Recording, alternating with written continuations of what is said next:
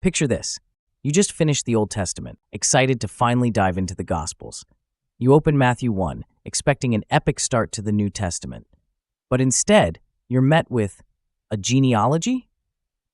By the time you hit King David, you might be thinking, why is this endless list even here? But what if I told you there's a mystery hiding in plain sight?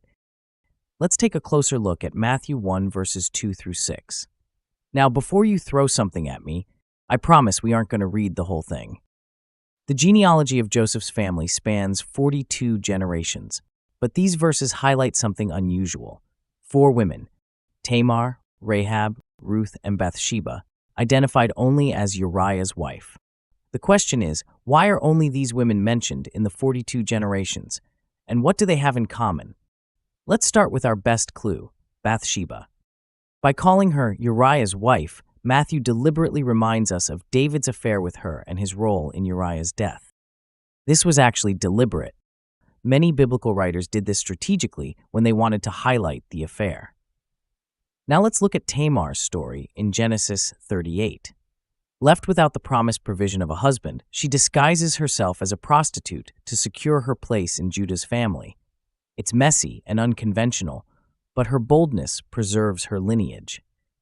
Then we have Rahab's story in Joshua 2 and 6. Rahab was a Canaanite and an actual prostitute in Jericho. When she hides Israelite spies, she risks her life and aligns herself with Israel. Despite her outsider status, her faith leads her family to safety. Finally, we learn about Ruth's story in Ruth 3 and 4. Ruth is a Moabite widow. She risks scandal by dressing herself up and lying with Boaz. Her actions, which according to the culture were taboo, led to her becoming the great-grandmother of David, a central figure in Jesus' lineage. What ties these women together isn't just their unconventional stories, it's how they foreshadow Jesus' mission. Matthew isn't just recounting names, he's making a profound theological point. These stories highlight moments of brokenness, cultural, moral, and spiritual. And yet these same women are essential to Jesus' family line.